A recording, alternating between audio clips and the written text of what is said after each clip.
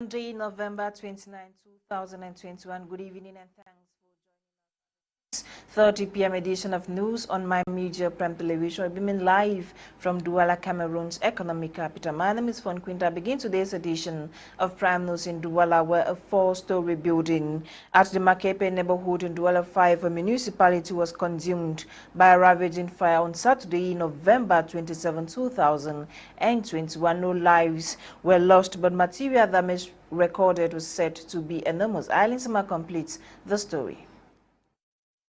The cause of the fire, which broke out at about 10 a.m. Saturday morning, the 27th day of November, is not known, but emanated from the second floor of the huge four-story building at the Makepe neighborhood in Douala 5 municipality, littoral region of Cameroon. Flames then spread to the other parts of the building fastly. Some law enforcement officers were spotted at the fire scene to take stock of the event, while the inhabitants stood in shock and watched the story building being brought down by the inferno. However, they alerted the elements of the firefighting brigade, who came to the scene shortly after when the fire had engulfed the entire building. No lives were lost, but material losses huge.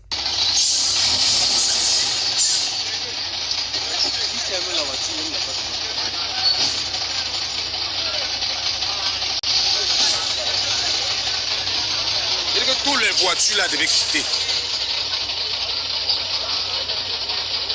Nonetheless, the reoccurrence of fire outbreaks in Douala and other cities of Cameroon is a call for all citizens and the government to work collaboratively, dissecting the main causes of these fire incidents, usually unknown, and reinforcing strict preventive measures to stop the huge losses recorded on a monthly basis, and in some cases, the loss of human lives. Some internally displaced women and girls in the west region of Cameroon have benefited from the benevolence of the International League of Women's Rights. The humanitarian association has as objective to assist the vulnerable persons in society, especially women. Nora Kakebi completes the story. The situation of the internally displaced is becoming more alarming in the Menuas division. Reasons why the International League of Women's Rights came up recently with an initiative to assist internally displaced women and young mothers. According to the president of the organization, looking at the situation of the internally displaced, they feel the need to help them by building capacities and empower them economically.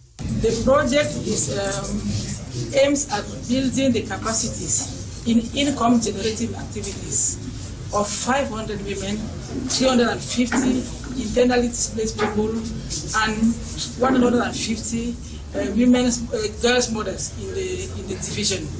You know that because of the crisis, this group is considered a really vulnerable group. During the gender conflict analysis that we conducted in Cameroon from 2019 to 2020, we were able to assess the degree of vulnerabilities of the internally displaced people. And you know that the Menua division has the highest numbers of internally displaced people. So because of their vulnerabilities, we need to support them. Amongst the participants of this launching, both religious leaders and traditional chiefs galvanized personal efforts. The traditional ruler of Foreke village had this to say. It is with so much delight that we welcome this project, which comes to give a pat on our back, adding to the efforts we have been putting forth already in the field.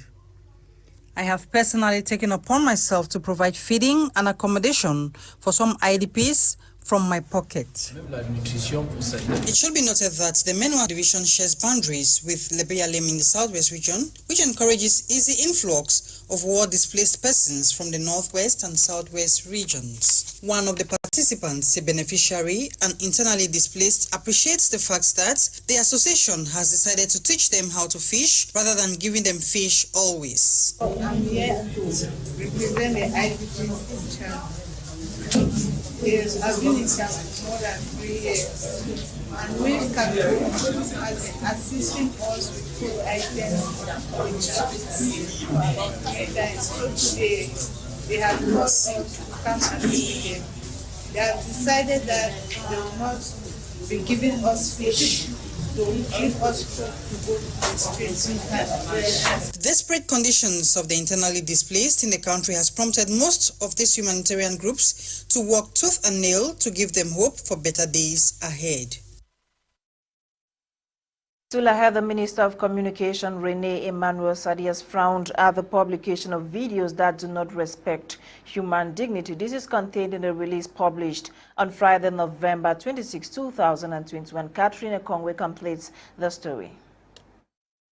The publication of videograms depicting full sexual intercourse in leisure areas, homosexuality has been on a widespread on the social media and the internet. This has prompted the government of Cameroon to react to this upsurge in the social ill.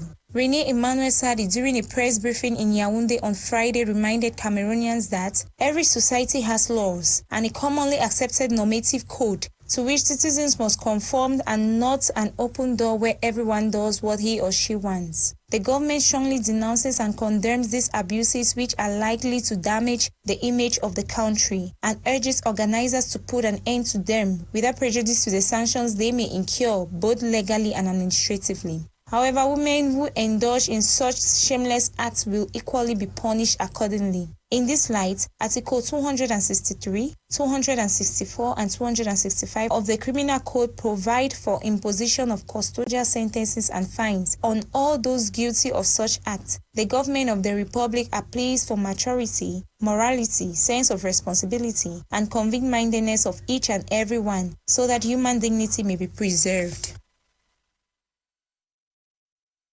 Number 2, the conference to fight against violence in the school milieu, organized by the Presbyterian Church in Cameroon, has held recently in Bafoussam West region of the country. During the conference, resolutions centered on the best measures school authorities must adopt to curb the growing ill. Nolinga with details in the following report.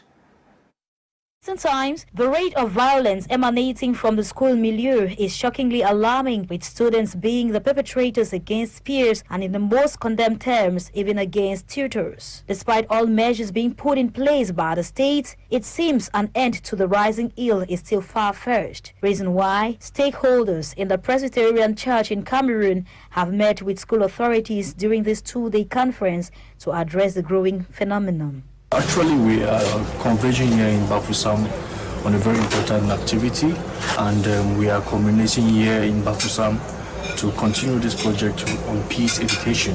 Initiated by the PCC, the conference has witnessed the active attendance of some parents, teachers, and officials selected from the towns of Boya, Kumba, Douala, and other towns where the highest crime wave in schools are recorded yearly. We are basically here on two main objectives.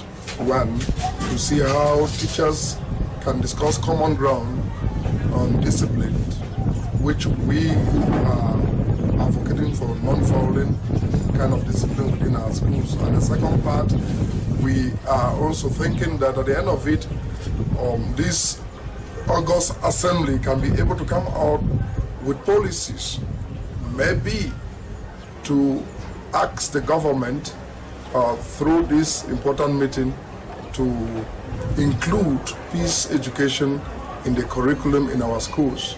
And the main objective of this workshop is to bring these ideas together to foster peace within our school communities.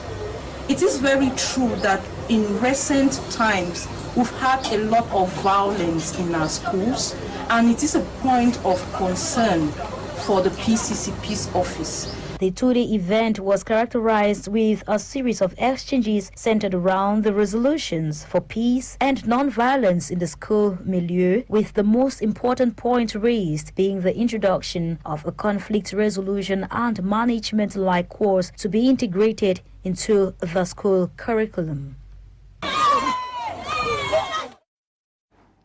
The members of the Christian Women Fellowship Movement of the PCC in Bamenda celebrated their Diamond Jubilee at Presbyterian Church Ngomgam. The CWF movement, which started in Bafou, today counts more than 46,000 members home and abroad. Charles Kebathos on the floor report. Diamond Jubilee of the Christian Women Fellowship, CWF, of the Presbyterian Church in Cameroon Celebrations in Bamenda took place at the Presbyterian Church Ngomogam, November 28, 2021, bringing thousands of CWF women from Mezam, Bafut, Santa, Balituba, Boyo, and Batibo. The event celebrated on the theme, My Heart Praises the Lord, Luke 1, verses 46. Amidst College of Pastors, the officiating priest, the Reverend Che Hosea Ambe, reading from Luke 1, verses 46 to 47, urged the women of the PCC to glorify God as living witnesses, celebrate with a vision focused to expand, putting God in all conditions, and make sure they keep praising God like many and keep their candle burning high, celebrating God unconditionally. Pastor Mrs. Ekendi Saleh Mary, articulating the PCC moderator's message. It is time to look back, consolidate the best, relinquish the past, and relaunch into the future with renewed zeal for greater evangelization. Pastor Mrs. Mary Ekendi Saleh, National Secretary for Women's Works Department, satisfied with the women's turnout and excellent they unfolded the event, said they had every reason to celebrate God despite the challenging time. We are celebrating even during these challenging times. Many people have asked, why are you people celebrating? What are you celebrating? At a time when many have died and many are still dying. And we said, no, we have to celebrate, because if we don't celebrate God, then people will start celebrating demons. In a Diamond Jubilee fundraising, the women showed commitment towards the realization of their national secretariat by joining their guests to support the project with more zeal in evangelization. Our mothers taught us how to keep the home clean. Our mothers taught us how to care for the house. Our mothers taught us how to cook. And our mothers also taught us how to interact in the society where we are. They will be very grateful for God Almighty. So we for reach 60 years, as you know, my age of maturity. And with how I thank God, I say, may He increase all women to get that desire to serve God in truth and in spirit. May not only be the outer celebration we'll get at today, but rather more grow inside we, so that we will glorify God in action and in truth. The CWF Women Movement, which started in Bafut in the Northwest region, today counts more than 46,000 members at home and abroad. Musical display, award of certificates of recognition, and a longer dance grace the Diamond Jubilee.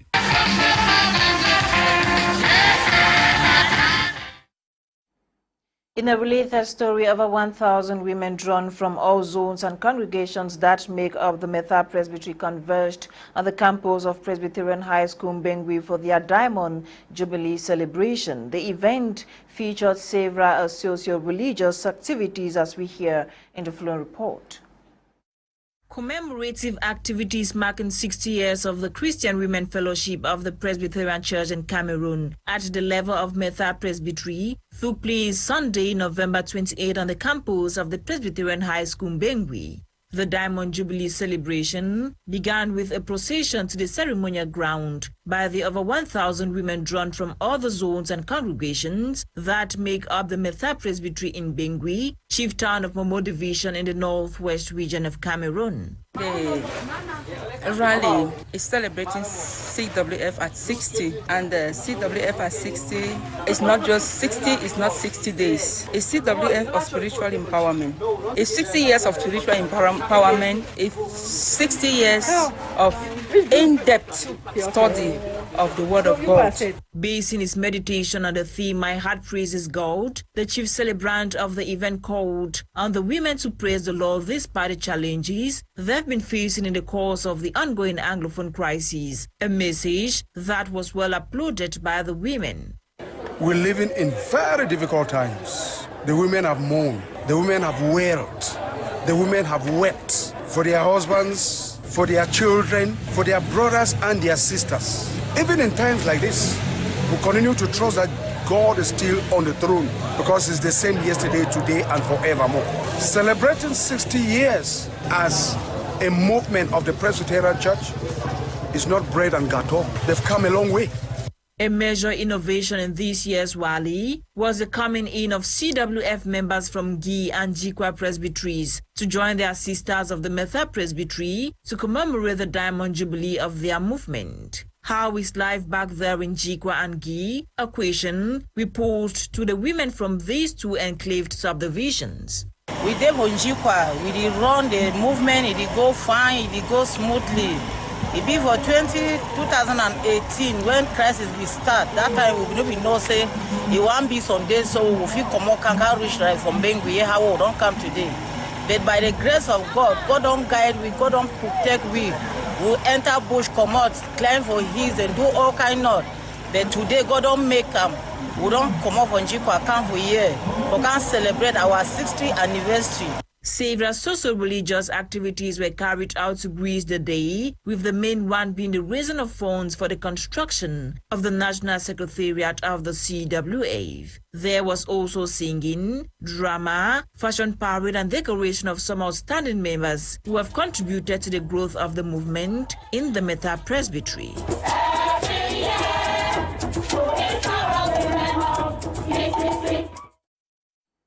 And to something else, the 25th edition of the African Film Festival Ekrana has come to an end. The closing ceremony took place over the weekend in Yaoundé, with many awarded for their exceptional role in the film industry. Oze Zaza tells us more. More than 70 films were presented at the African Film Festival Écran Noir, which officially kick-started on November 20, 2021, and which officially ended on November 27 at Palais des Sports in the nation's capital. Although opened to the general public, the festival, celebrating its 25th anniversary, which held in an epidemic context, did not attract the crowds as compared to previous years, but true film lovers did not miss the call. Opening this closing ceremony, an homage was paid to the fallen heroes in the movie industry worldwide. A special acknowledgement was granted to Alphonse Beni, a Cameroonian movie producer, an outstanding personality as far as cinematography is concerned, not just in Cameroon, but the world at large. Amongst the happy laureates were Glory Chando, who received an award for Best Écran Noir Actress for the movie Little Sam Big Sam of Cameroonian movie maker Billy Bob Ndive. Sylvia Bright, one Cameroonian actress of this year's edition, obtaining a check of 2 million francs CFA. Movie director Narcisse Wanji got away with 2 awards, Best Cameroonian Film and Best Screenplay. The Moroccan director Fatima Boubagdi won the Golden Screen of the festival for her feature film Anato. Another movie titled Alone by Anda Jean-Marc received the distinction of Best Short Movie. As it is of tradition with all anniversaries, the 25th anniversary cake was unveiled by the chairman of the board of directors, Mr. Grégoire Owona, the general delegate of Écran Noir, Basek Bakobio, and the director of TV5 Monde Africa, Mrs. Denise Epote. On this glamorous evening, a hall of fame with pictures of legends of the 7th art allowed for an exceptional decor. The event was equally marked by the presence of professionals of the 7th art who came from different parts of the world. Representing the head of state, His Excellency President Paul Biya, was Cameroon's Minister of Arts and Culture, Pierre Ismaël Bidounkouat. At the Higher Institute of Management and Technology, HIBMAT, Douala, last Friday held the matriculation ceremony for first-year students of the 2021-2022 academic year. The third matriculation ceremony of the institution welcomed students of both HND and degree programs. Joy Ngang attended the event and now reports. An all-new batch of freshmen have been officially enrolled into the first year of different departments of the Higher Institute of Business Management and Technology, Douala. The new students were welcomed during the third matriculation ceremony at the school campus on Friday, November 26, 2021. HIBMAT has officially admitted students, year 1 students, into the HND programs under 4 different schools: the School of Business and Management Sciences, the School of Engineering and Technology, the School of Education, and the School of Transport and Logistics. HIBMAT has equally admitted officially under the auspices of the University of Bamenda, with the Vice Chancellor of that beautiful university, the University of the Future, here powerfully represented by Professor Fon Quinter, into 2 different schools. The matriculation ceremony dedicated to the students of HND and Bachelor of Technology programs had as objective to acquaint the students with the fundamental principles and culture of the institution. Are reminded of their responsibility to the institution and to themselves. So it is a very, very important ceremony. The ceremony, which was both religious and administrative, was equally an occasion to coach the students on the realities of entrepreneurship and coping in the real world. What entrepreneurs out there are looking for today, they have soft skills and hard skills that they need to develop. A message well digested by the matriculants. It's my great pleasure and great honor for me to be a student of this institution. Within me, I'm very happy. I'm so happy. So after my 2 years of studies as a banking and finance student, I wish to have a company or an enterprise of my own that I will be the one employing people. In one voice, the matriculation oath has been taken. The freshmen are officially part of Hibmat Douala and are well ready for the 2021-2022 school year. Nsungkikang's report concludes today's edition of Prime News on My Media Prime Television. My name is Fon Quinter. Coming up at 7 p.m. is Prime Hour with Kum Leonard and his team. Have a great evening in the company of more programs on the African Eye. Stay blessed. Good night.